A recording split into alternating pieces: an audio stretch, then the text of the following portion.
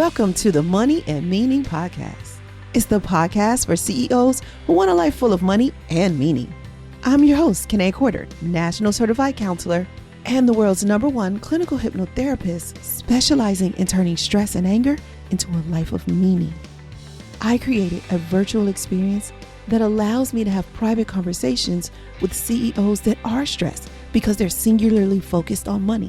And what I've found in my clinical practice is that if the CEO is stressed, the whole company is stressed. Am I right? But it doesn't have to be that way. And the CEO is stressed because society makes us believe the American dream is one thing, when it's just not true. It means different things to different people. And the truth is, the American dream is dead now anyway, because all it ever did was force us to chase money and compete with others, which left us stressed and unhappy. Nobody dreams of being stressed and unhappy. That's why I set out on a mission to guide my tribe on a transformational journey to make America meaningful again. So, if finding meaning in life is a high priority for you right now, let's get into today's show.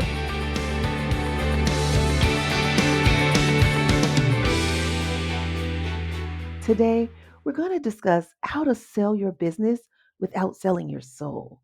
Whether you have built a grocery store or an online counseling business like I have, you want it to be taken care of when you sell it.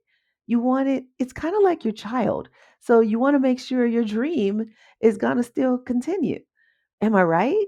Well, that's what we're going to talk about today. And our guest is an expert on this. Sunny Vanderbeck is going to tell us exactly what we need to know in order to sell our businesses without selling our souls.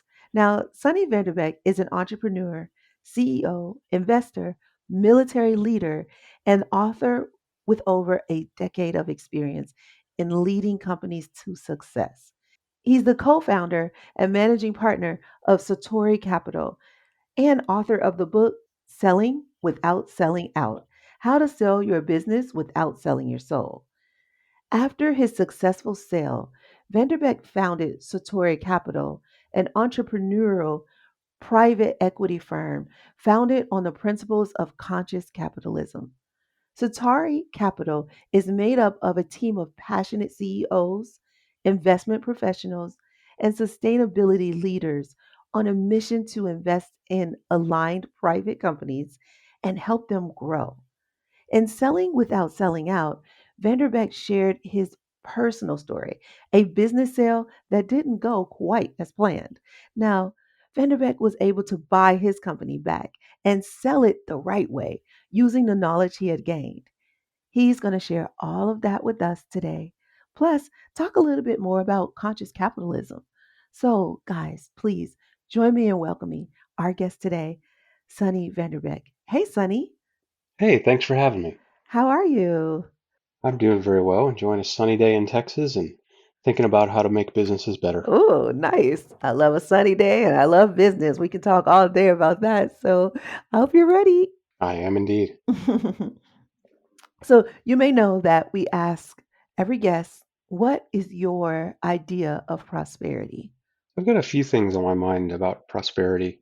First, in the positive definition, I think a complete idea of prosperity is one where all of the stakeholders can feel prosperous. And so the idea is not just good things or freedom or economic results for one stakeholder, like the investor or just the employee, but for all stakeholders, the community, the employees, suppliers, customers, and so forth. This idea around conscious capitalism is very deeply tied to prosperity, that the idea is to build a thriving ecosystem, not just one piece of the ecosystem. Mm, yeah, absolutely.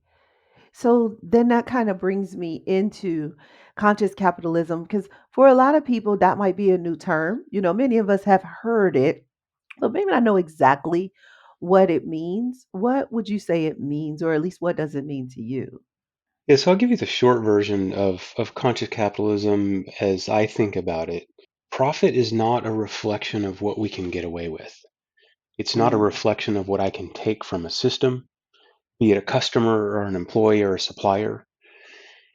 It's really about how much value can I create for each of those stakeholders. So imagine, if you will, a company that has happy employees. It's the best place to work, and its customers love it. And its suppliers, it's their favorite customer. Mhm. And the community likes to have that company in the mix as well. Like those companies actually do better than ones who only care about profit. Yeah. Yeah. I could totally see that. And, when you explain it like that, I don't know that we've described ourselves as conscious capitalists, but I think we are. Now that you put it like that, I really like the way that flows because value is so important. And I think when companies put forth that profit first mentality, they lose the value so much that they forget even why they went in business. Or maybe profit was why they went in business and they haven't forgotten. But it seems like the product or the service should be the reason and the value you bring to the customer or the community. So I like the way you put that, and I'm gonna spread that message too.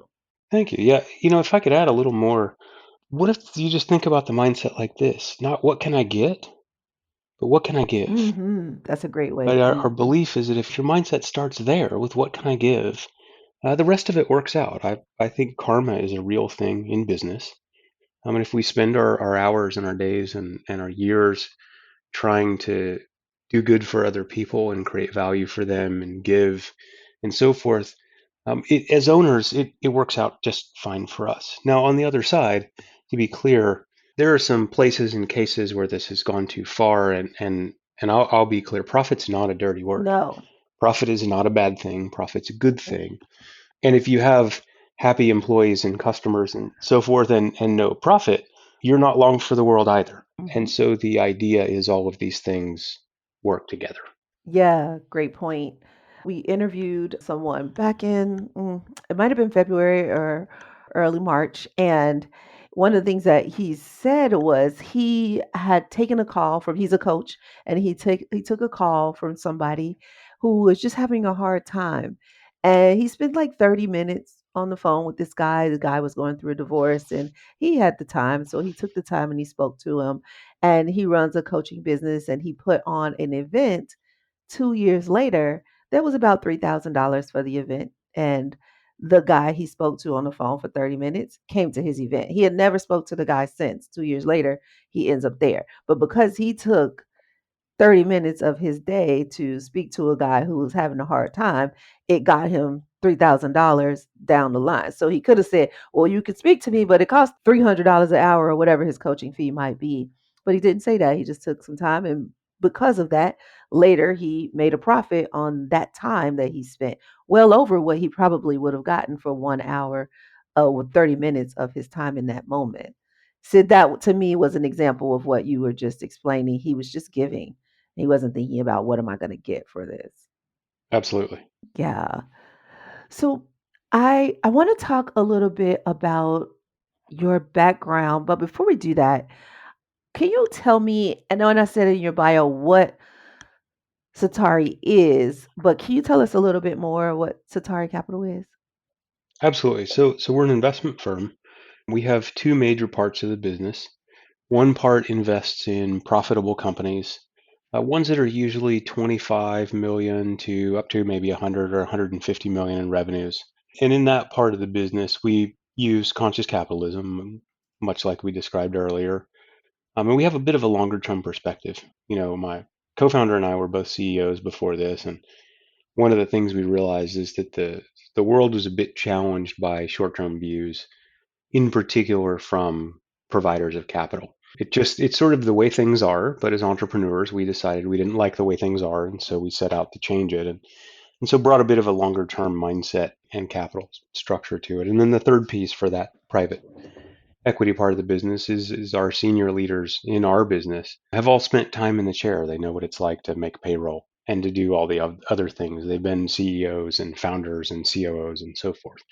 And so that's one part of the business. And then the second part of our business invests in other funds, often when they're in the earlier stages of their life cycle, and we'll help those funds grow and mature and develop. And so we'll be an investor both in the fund company itself as well as a limited partner in their actual investment fund. And so those are the two things we do for the moment. Knowing Randy and myself, we're a bit entrepreneurial, so I would expect at some point we'll have another business. But at the moment, that's the two ways that we express our ideas around conscious capitalism and what we're trying to do in the world. Ah, nice. And so I wonder then, what do you look for besides the 20 to 25 million? Because you said 25 million revenue companies, but besides that, what are you looking for when you decide to invest in a company? Do they already have to have this conscious capitalist, model, or is that something you can bring to the company as you invest in it? What are you looking for?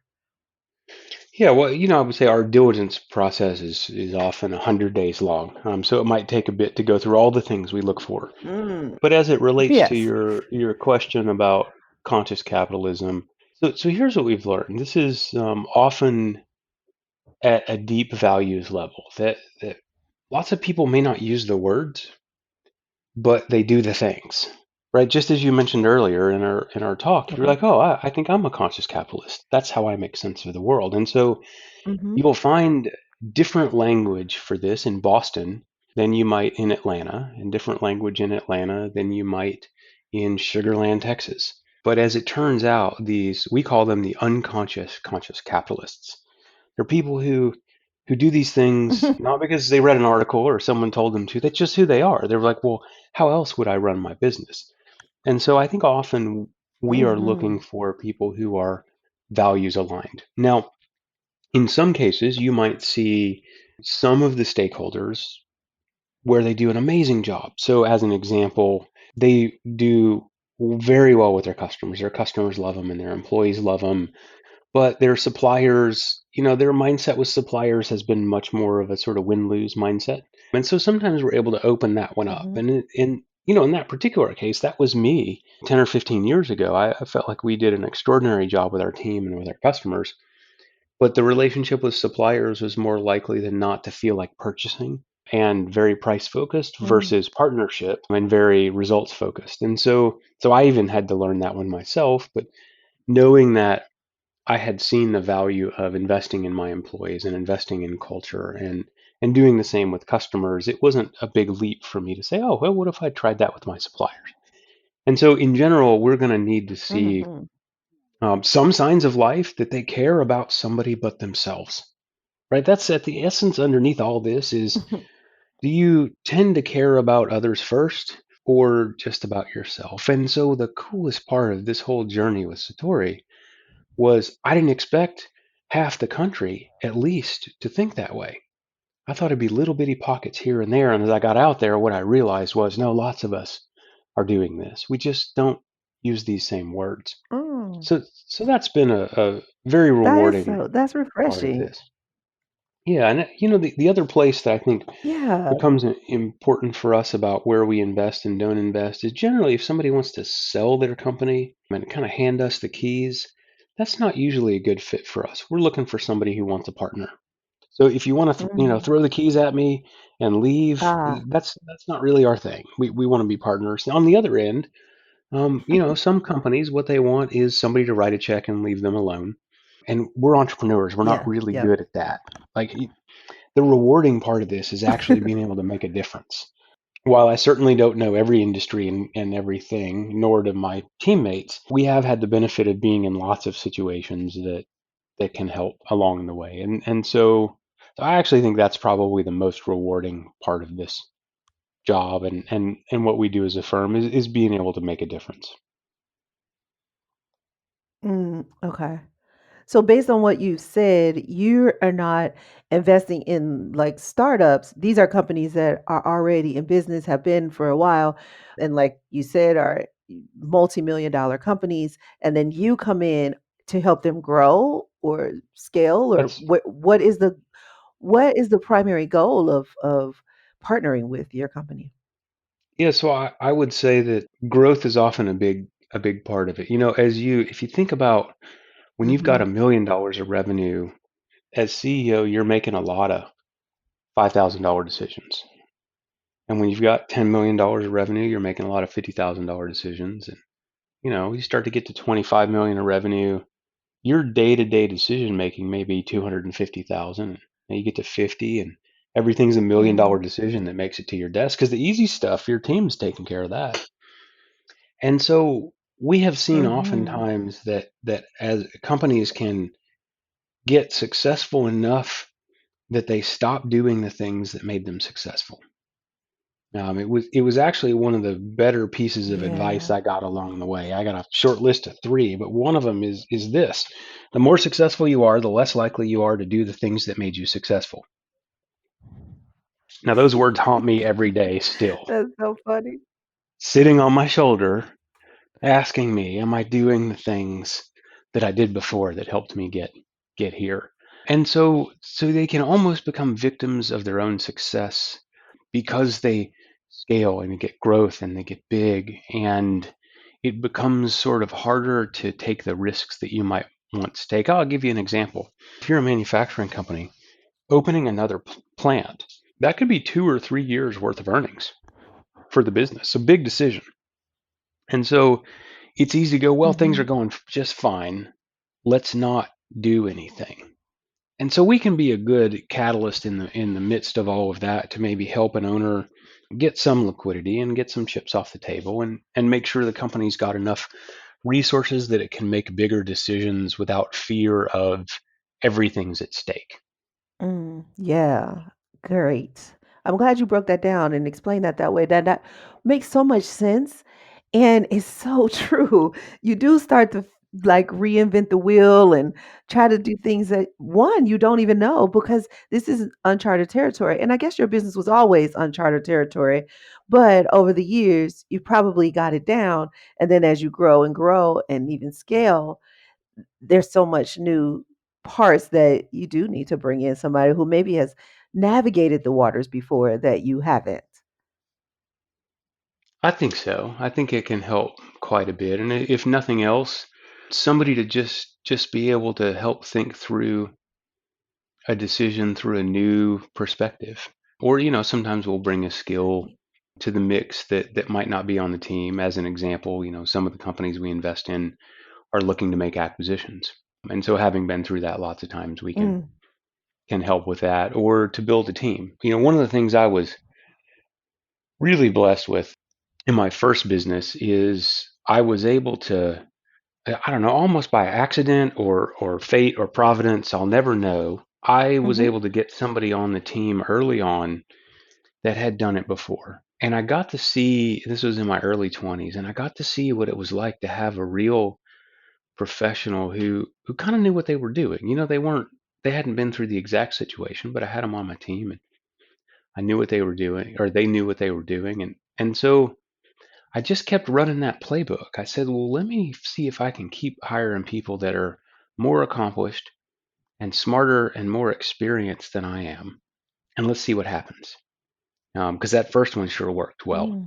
And the story ended like, well, we grew 40% every quarter for 3.5 years and went public on the Nasdaq. So that plan worked out pretty well.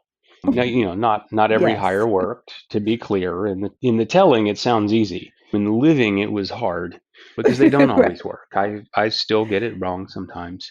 But the idea is there are actually people out there that can help your company go faster. And if you get the right ones, one of the ways that I look to know if I brought a good senior executive onto my team, you tend to know pretty fast because they start changing stuff. If you hire somebody and they kind of keep doing more of the same, and you expected to actually have an executive that's going to bring your company to the next level, you're going to feel it real fast. Now, might Mhm. not agree with everything they have to say, and that's the point.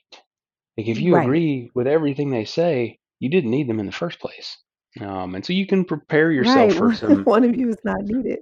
yeah, prepare yourself for some heated conversations and have an open mind. But so there's an example of where we might be able to look at a situation where a CEO is trying to grow their company from 50 million to 100 million, and they've got one key role that's not filled to be able to do that. And we can, I think, make a difference in helping the CEO figure out what kind of person do they want in that role. How do we make sure they're a good fit for the company? Just because somebody's talented doesn't mean they fit the culture. And so we're able to help with Yes.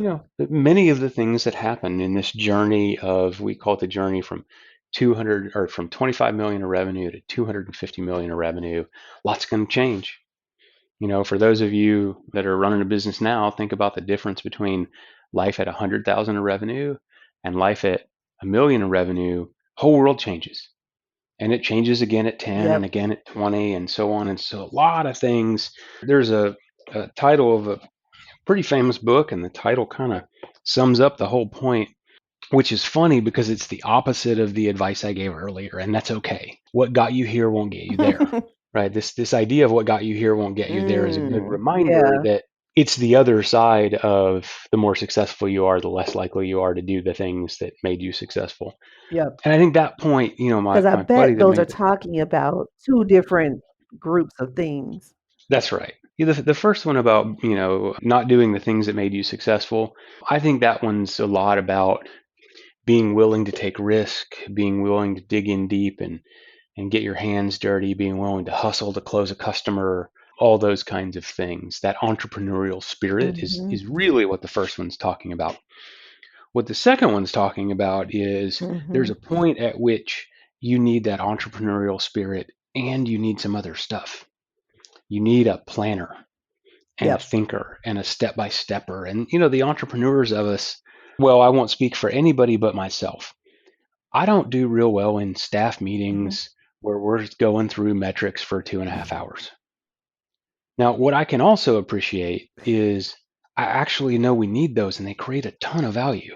I've just learned that you don't want me running those because Yeah. my attention span doesn't do well in that environment. And so if I were to just say as a CEO, well, those meetings are dumb and we don't need to have those metrics and so on and so forth, that is a dose of Mhm. what got me here won't get me there. As the companies get bigger, they need those kinds of things. And I think that the nuance or the Yeah. balance is trying to recognize instead of the either or, the entrepreneur or the planner and executor, it's not either or, it's yes and, it's the both. You need, if you lose the entrepreneurial spirit, Yeah. then you just become another doddering company that's, bumbling its way through the world.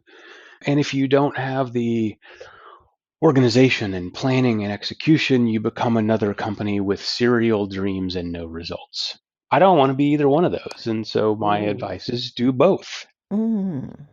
That's so good. Serial dreams and no results. I've never heard that before, but I see it. Oh my gosh, yes. And it's something you brought up earlier, and I want to talk about the serial dreams and no results because I find that that is what keeps companies stagnant a lot. But as a counselor to CEOs, one of the things you talked about earlier that I work with the most is the team. You know, when people come and they're stressed out, because most of what I talk about with CEOs is their stressors. And when they come to me and they're stressed out, a lot of times it's their team. Either they're hiring people and, they can't, whatever the stressor is, they can't pay them enough. They're really good people. They can't pay them enough. They're not good enough. Whatever. Sometimes it's the ego, the control, and the team is one of those really important pieces, but I see that as a really high stressor for most of the CEOs I work with. But the second part is this like serial dream because like you and me, we have short attention spans. So a lot of times we're on to the next thing before we even completed the one before. And so we don't get the most out of what that first dream was because we're already moving on to this second great idea. So, what would you say when it comes to that? What have you seen as a leader? Yeah, so I resemble that remark. And the more Mm. time I have as a leader, I think the better I get at saying no to myself. But to get there, I had to have a good senior executive team, and in particular, a couple of number twos, presidents, and COOs along the way.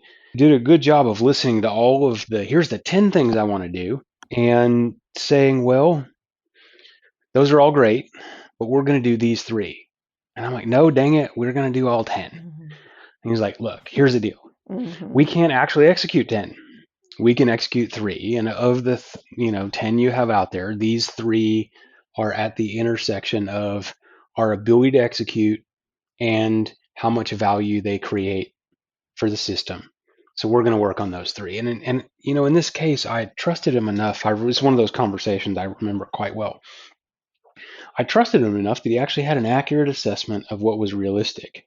And so my entrepreneurial instinct to go, well, why is everybody just not working as hard as I am? And we get all these things done if everybody cared as much as I did, blah, blah, blah. Mm, Like, stop telling yourself that story, because that's a mm, story of blame on other people.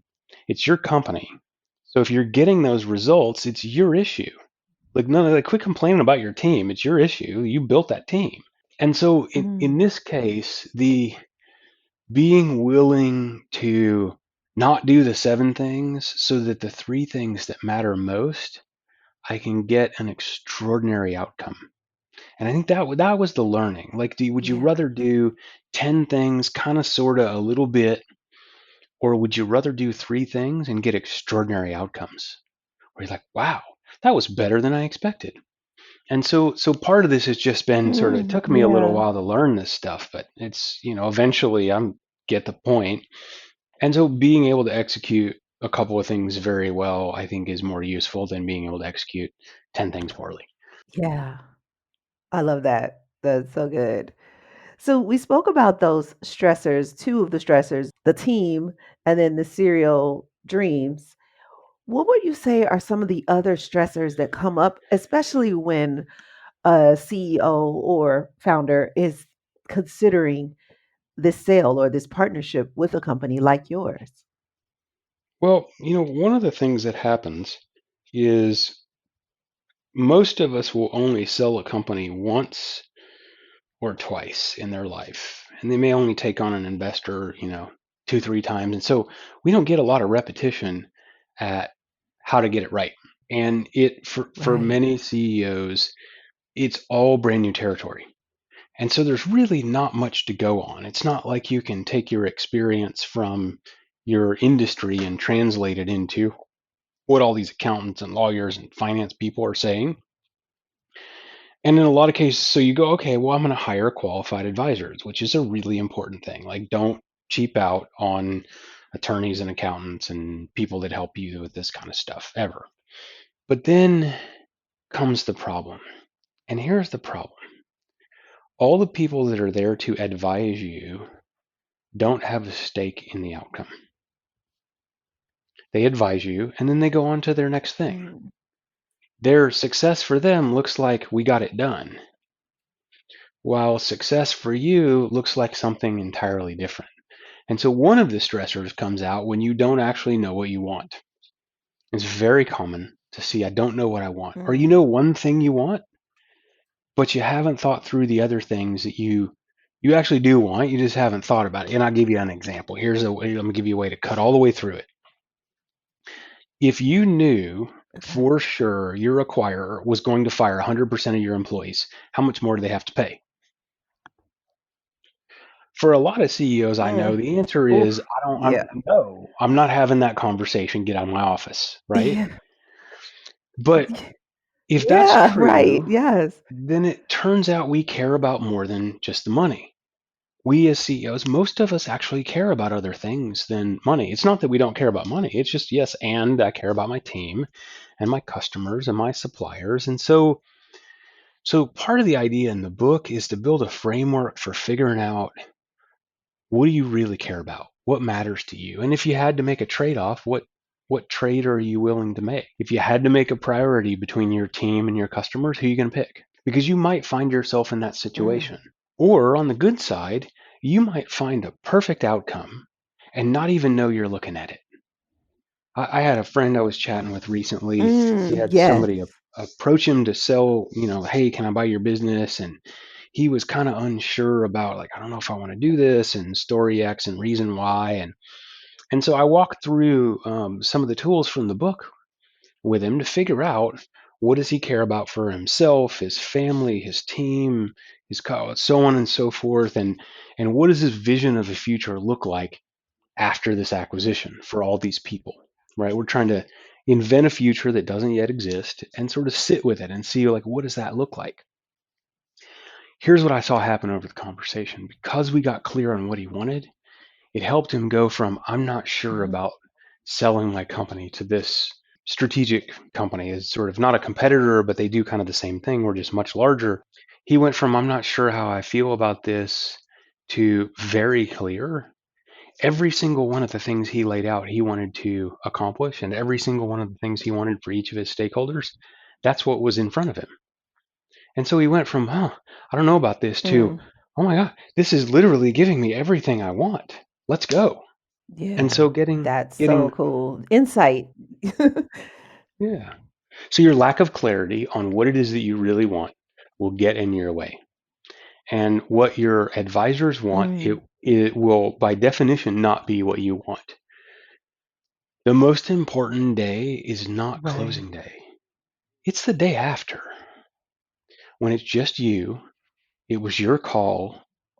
You made the decision and you have responsibility for the outcome.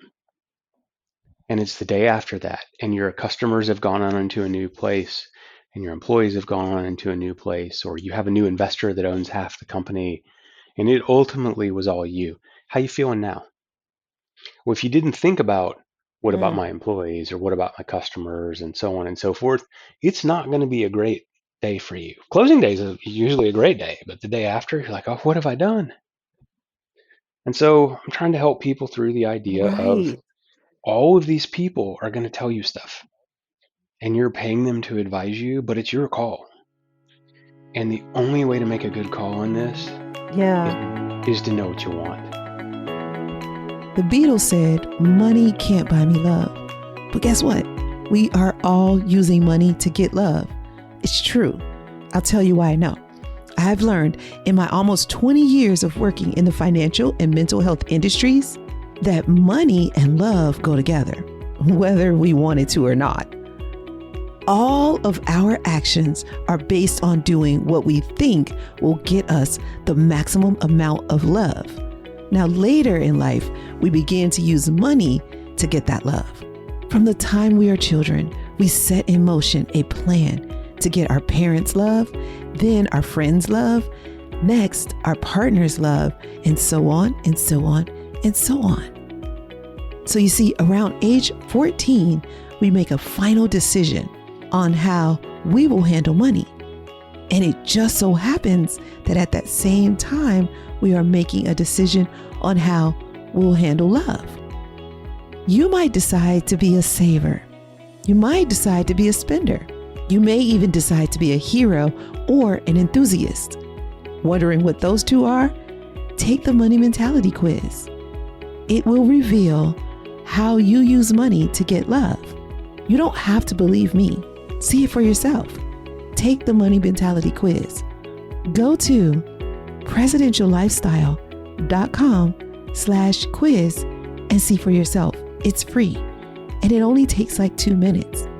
The great thing is you'll walk away not only knowing your money mentality or money personality, but you'll also know your money strengths and challenges so you can do something about them.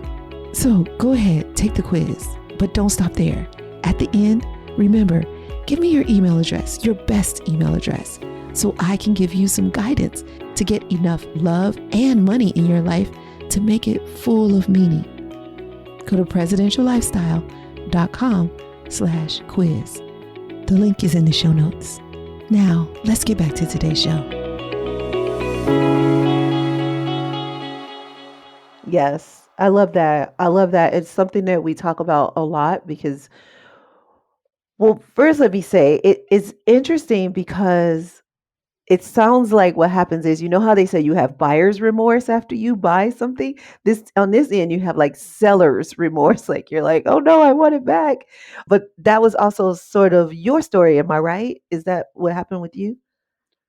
Yeah, yeah. So my story, the first time I sold my business, much longer story we cover in the book, but the net of it was I sold it to a bigger company and I didn't know what questions to ask and I didn't know how to think about these issues. And I didn't know about this idea of reverse diligence and how to dig in and really understand what the future looked like.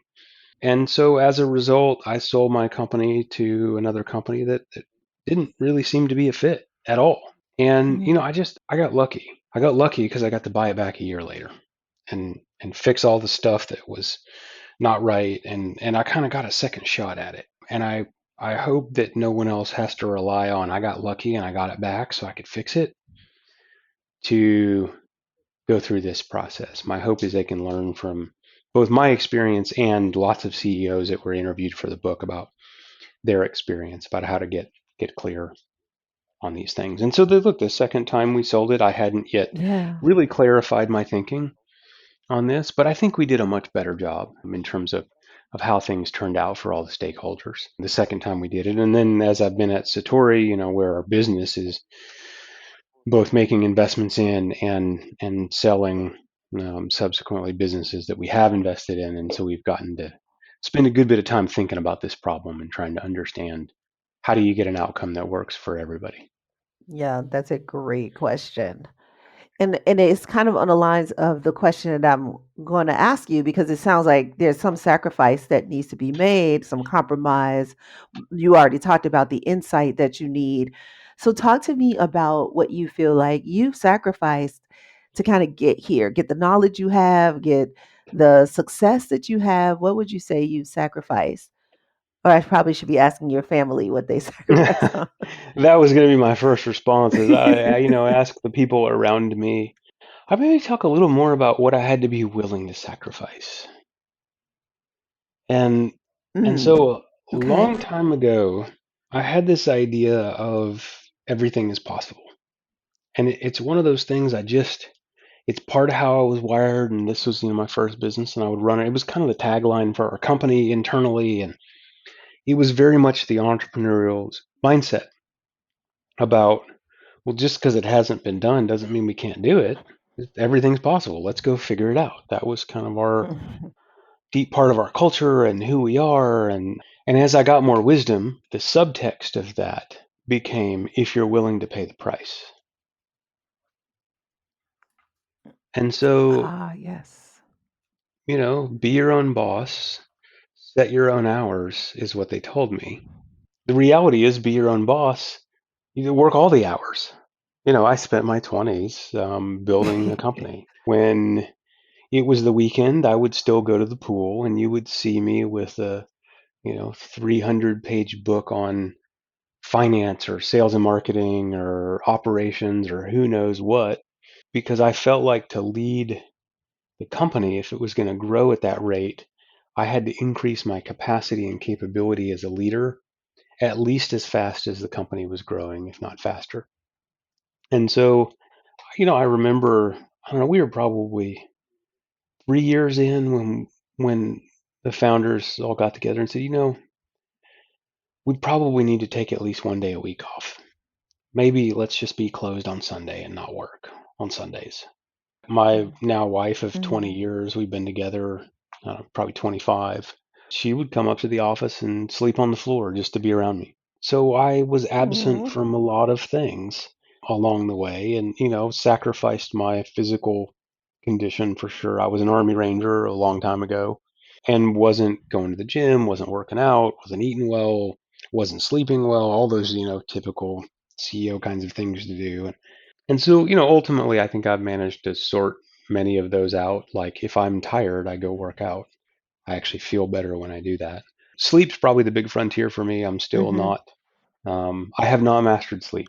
I'm kind of curious, and so I get to thinking about the world or looking at something, and that keeps me up late. But at some point, I'll sort that out. And so, what did I sacrifice? I don't know. What I had to be willing to sacrifice was almost everything. And people ask me, and this is I think relates to this question. People ask me, well, why did you start Data Return? And my answer is I couldn't help it. I had no choice. It was Mhm. utterly consuming to me. People ask me, why did you start Satori? I couldn't help it. I couldn't think about anything else anymore. Mm. I just had no choice. I was called to do it, and there was nothing else I could do. And so when you have Yes. that, then you're not making economic trade-offs with your time of, oh, if I work another 2 hours, then I'll get X or Y. It's not that. It's passion is the fuel for all of this.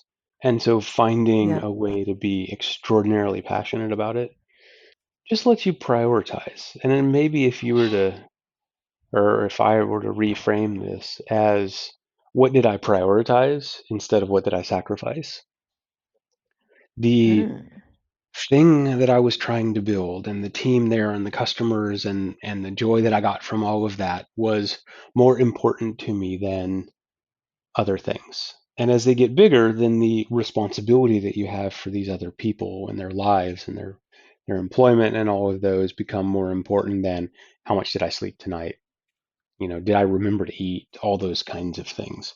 And so are we making Yeah. deliberate trade-offs that we know we're making, or do we just let those trade-offs happen? And my thought here is try to be deliberate about it. Understand the trade you're making and make sure you're okay with that trade. Yes, I like that. And I can tell you that as soon as you said sleep was the one thing that you still sacrificed, that all the listeners are like, oh, he's in trouble.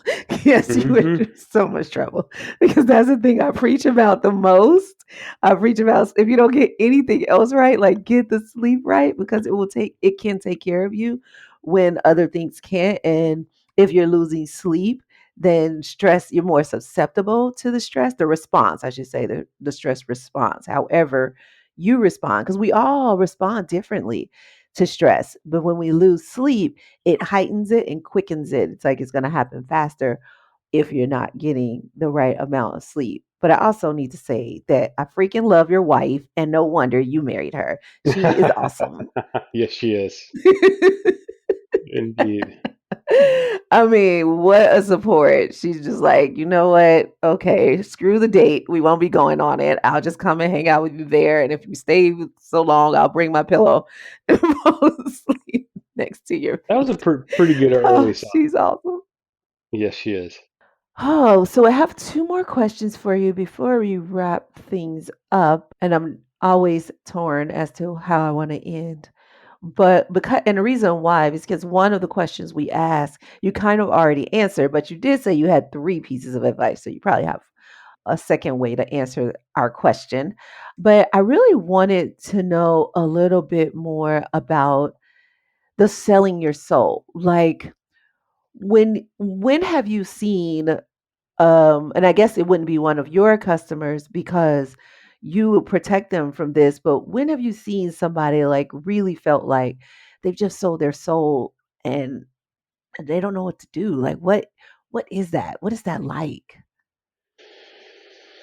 Well, you spent 20 years of your life working on something and you were passionate about it and you loved the people and your customers and all of that. And you get to the end and you ring the bell and you get the thing closed and you got a big bag of money and you look around and you realize, what have I done?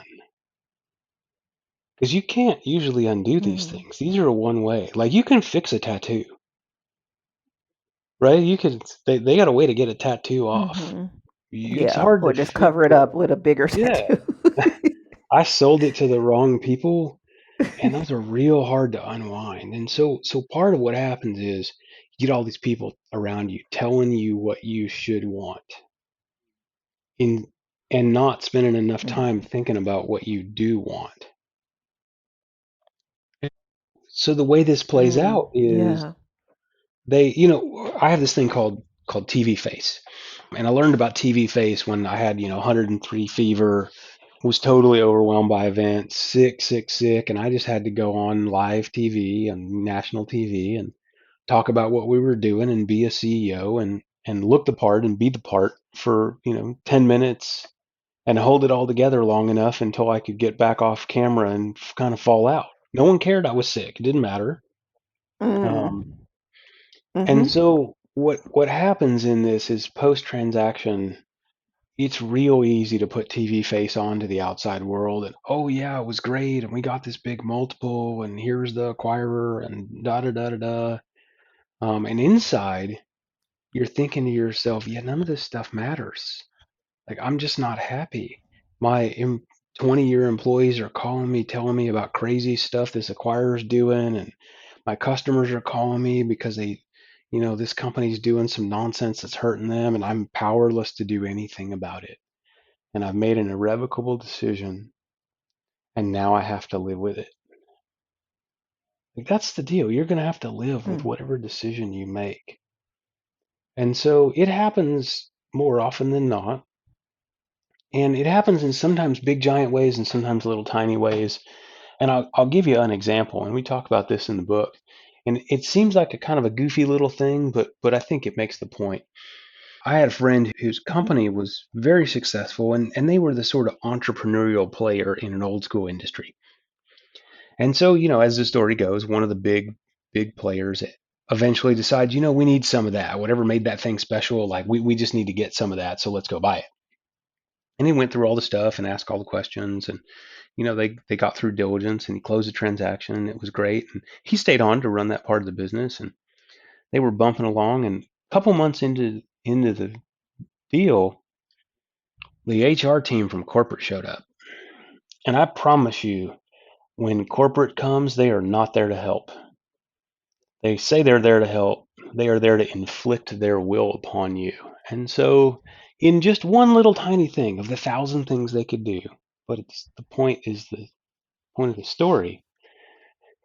HR said, "Hey, look, we have a dress code, and our dress code is slacks and a jacket and dress shirts, and y'all are running around here in jeans and t-shirts, and we just can't have that. So starting Monday, you're going to need to wear sport coats to the office." And it's just one little tiny thing, but it's such an important marker of the culture and the entrepreneurial spirit and the can do. And instead of an industry that was full of rules and regulations, their mindset was, yeah, we got rules and regulations, but let's find a way. Let's get a good outcome for our customers and let's enjoy our time together. Yeah. And now we're looking at, does my tie match my socks? And so that was, you can imagine how the rest of the story goes. If they're imposing their will on dress code, not at corporate, but way out in the field where nobody ever sees them, they decided that was important enough to fly down and deliver the message about the dress code.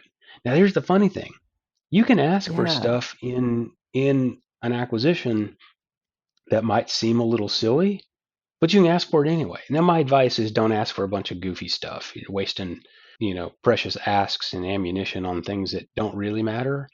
I promise you that acquirer would have said, "Oh, sure, no problem. That's not a big deal at all.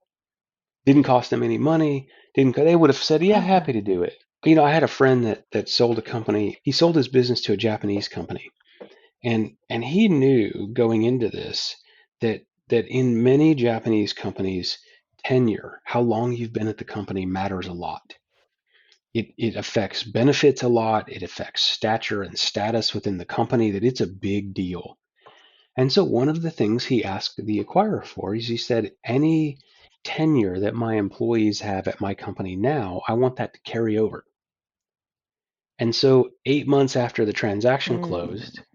this employee, one of his employees, in a big ceremony, because it's very important to that company, got their 20-year pin and got recognized as a 20-year employee of the acquirer. And that in that particular situation, he Yes. understood the acquirer enough to make that ask. And of course, the acquirer, it wasn't a big negotiation. The acquirer was like, "Oh, that totally makes sense. Sure, no problem." So Yeah. the things you ask for in the formation of the deal are kind of easy asks. But once it's closed, to call the now imagine my friend where they wanted him to do the Right. dress code. Well, to fix that, he has to call the CEO of the whole multi-billion-dollar company because nobody else can override it and use up one of his Yeah. few asks of, "Hey, can you fix this? This is going to kill our culture off." Mm-hmm. So what's a little thing in Man. the early process can be an enormous thing after the process. And by the way, if I could just add one other thing, lots of these things they're the same questions about investors. Right. So we talk about selling without selling out, but there's also like, how do you take an investment without selling out? And so asking those same questions of your Yeah. investor: what do you want? What does success look like for you? How do you know you're doing a good job? Why are you interested in the company? All those same kinds of questions we talk about in the book fit with trying to figure out if an investor is going to be a good fit for you. That is such a good point. I'm so glad you did add that. Thank you. Yes. All money has strings. There are consequences to every Yes, dollar. it does. And some of those consequences are Mm-hmm. great and they're extraordinary, and some of them aren't. Better know what they are before you do the deal. Yeah. Very, very good point. So glad that you I'm so glad I asked that question. Because I was, I'm always like trying to make sure I ask the right question to get the great points out. And so I'm glad you shared that. Thank you so much. And that kind of brings us to our last question, which you kind of answered in a way before, but I'd like you to tell me the best advice you've ever received or the advice you wish somebody would have told you. Yeah, so we talked about one. I'll add a couple more. One is just advice about moderation. And I remind myself of this advice when things are really bad and when things are really good. And it's just simply, it's never as good or as bad as it seems. And that keeps me moderated. When Mm, I'm crazy excited entrepreneur and everything's going to be super awesome and look how great this is and we're going to close this thing 3 days from now and it's just about to happen, it's never as good or as bad as it seems. And when the world is on lockdown and people are afraid for the future of their businesses and the health of their family and all of the things that have gone on over the past months, it's never as good or as bad as it seems. And so that's helped me moderate a mm. little bit. And then so it's been good advice for me, and passing it on. The other one that may be a little more Thank you. Yeah. timely or topical, and this advice was given to me in the midst of the dot-com crash, where about half my customer base couldn't pay their bills, and it all played out in like a 90-day period. It went Mm, from we're going 40% every quarter, go, go, go. Well, half of our customers were these venture-backed companies, and when the venture money dried up overnight, their money to buy our service dried mhm, up overnight. And I had a board member mm, who had been through lots before in his life, and I was trying to figure out what to do. And I'm kind of stuck in the ditch, and I'm bummed out by the whole thing, and it's clear I need to act, but everything hurts. That all the stuff I need to do is going to be painful, and so here was the advice he gave me. He said, "Sonny, tomorrow when you go into work, here's what I need you to tell yourself. You're the person that just got hired to deal with this situation. It's your first day. You walk into that door of your office, brand new, day one, and figure out what's going on. And what would you fix? And what would you deprioritize? And how would you spend your time?" And the point he was really making there, that I don't know if I could see it at the time. I just sort of took him literally and I did it and it was helpful. Because I go, okay, my job is to deal with all this stuff. And then so all the stories and excuses I had about why I couldn't do X or why I hurt too much or whatever, they all went away. I got to let go of all of that because I go, I just got here. It's my first day, and my job is to fix it and to be effectively to be a little more objective about the situation so that I could act. It kind of unlocked me to be able to act in the face of all of these things that everything was going to mhm. hurt. And none of it was fun. And I got to walk in inside my head with that new higher voice of, hey man, I'm just here to fix it. And it let me not be so attached to decisions we had made prior to that. And so I think it helped me make Yeah. much better decisions. And so in the face of that, particularly what's gone on over the last few months and what's going on right now, if you're having a tough time, go in tomorrow like it's your first day and you're just here to deal with whatever the situation is and to go fix it. And my hope is that, like it did for me, will let your listeners maybe let go of a decision they made a year ago or 2 years ago that they're still attached to and deal with the situation as it is in front of them. So I know that advice helped me a lot. And both in terms of knowing what to do and just as important, being okay with doing what had to be done. Yes, that actually is good advice for me, both of them. One, because I'm a diehard optimist. And so I probably already believe that it's never as bad as it seems, but I never believe that it's never as good as it seems. I always think it's gonna be so easy breezy. Yeah, ease. Oh, and yeah. And then I'm like, what? What is this? So I like that you said that. That's a good reminder. And my best friend, she who is also works at the company with me, she is the other way. So I'll be sharing this with her so she can remember it's never as That's bad as great. it seems. And look, And that I'll be makes a good sharing it fit. with me so I can remember that too. Yeah, when Yeah. your Yep. Hmm. partner or teammate can come at the world through the opposite lens, you probably make better decisions as a result of that. So I'm glad to hear it. Yeah, we do. And we trust each other. So we've been friends a long time. Before she came into the company, we had been friends 20 something years before she even started. No, She wonderful. became our director of operations. And so there's that trust. And she knows me very well. But I also know that she knows me very well. Yeah. So when she says, you should know better than this, you should not do this, you should not be the person to make this decision. Okay, you're right. So glad Yes, to and hear the that. second part is really good advice too. I think like you said, this time right now that we're going through, we're just entering a recession and people are going to be doing and making decisions that they've probably never made before, especially if they hadn't been in business. We started our company just as just as the crash was happening, sort of. But it started out as really a hobby. So I wouldn't even say we started as a company. We started out at this idea and we let it flourish into a company. But it did start right after the 2008 crash. And so we kind of weathered it, but now it's different because we have to make some changes that we hadn't made before.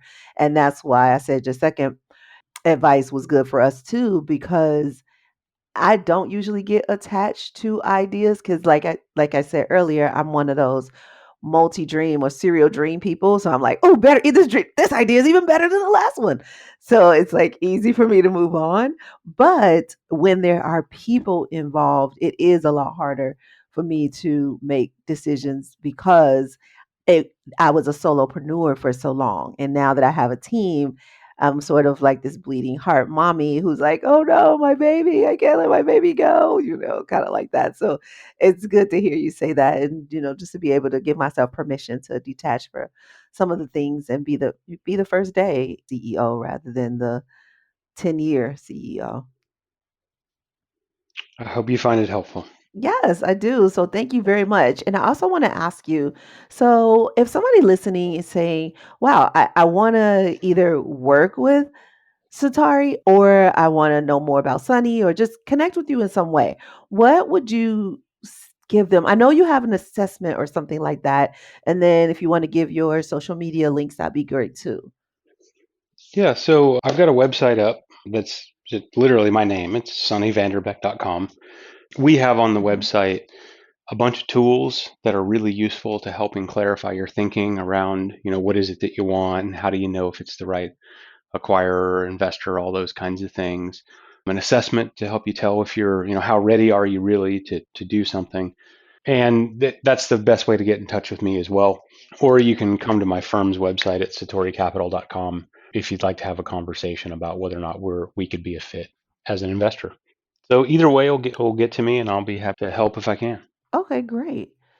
Thank you for that. And I'll put that in the show notes so people can click on those links and see that website, the assessment, and even the company's website. So thank you so much, Sunny, for hanging out with me this afternoon and giving all of your insight and background. Man, I know so many people will benefit from it. And oh, you didn't tell us how to get the book. So the book is Selling Without Selling Out. You can get it on my website. You can get it on Amazon. We have hard copy, Kindle, and audiobook. So probably the easiest way to get it is just go to Amazon. Okay. And I love audiobooks, so I'll be grabbing it there. All right. Thank you so much. So guys, I am so glad that you stayed all the way to the end. Aren't you? Because this was an incredible interview. Thank you, Sunny, for giving us all that background, all that insight so that we don't have to sell our souls, whether we're selling our companies, taking on investors, or just really getting deeper into what we want as a company so that we are well informed and insightful. Thank you, Sunny. So glad to do it. Have a wonderful afternoon. Absolutely. So, guys, this is our show for today. I will see you next week. And we have more to talk about. It's really been great, this EO and this CEO conversation series. I hope you've enjoyed it. And I can't wait to bring you next week's episode. I'll see you then. Hey, before you go, I'm wondering, are you a CEO who is starting to feel like it's time to manage your stress rather than just tolerate it? Have you gotten to a point where you rather be appreciated for who you are rather than what you've done according to society's rules? Would you like to enjoy your success with less stress? If this sounds like you and you're interested in seeing if you're a good fit for working with me and my team over here at Presidential Lifestyle, then here's what I'd like you to do. I invite you to head on over to presidentiallifestyle.com and book a private conversation with me. It's not free. My time is valuable, just as valuable as yours is. And for that reason, I'm going to pour into you for about 45 to 60 minutes. You pay a small fee in exchange for a lot of love, so we can get to the bottom of what's stressing you out right now. I'll listen to your goals, accomplishments, and even your challenges. And I'll tell you more about me and my process too. You'll get to ask me questions, and I'll give you a few tips and resources that you can start using immediately to reduce your stress. It'll be worth your time and your money. I promise you that. At the end of our call, if we believe that we can work together successfully, I'll share with you the fastest way to get to where you want to be using my program. At Presidential Lifestyle, we help CEOs all over the world navigate through stress and turn their money into meaning. To see if we can help you do that same thing, head on over to presidentiallifestyle.com or simply click the link in the show notes. All right, go now. I'll see you there. Talk to you sooner. Thanks for listening all the way to the end, my Prosperity Pro. I want to stay connected with you. Here are 4 ways. Pick the one that works best for you if you want to stay connected with me. 1. If you have any questions, I'd love to answer them. Send them to podcast@presidentiallifestyle.com. I'd love it if you would make a 1 or 2 minute audio message and attach it to an email. That'd be the easiest way for me to get it. Ask me anything about creating a life of meaning over money, and I'll get you an answer. Remember, the email address is podcast@presidentiallifestyle.com. 2, subscribe to this podcast and share it with your friends, because you guys might want to have a discussion about it, especially if they're a CEO who wants to shift from the old American dream to a life of meaning.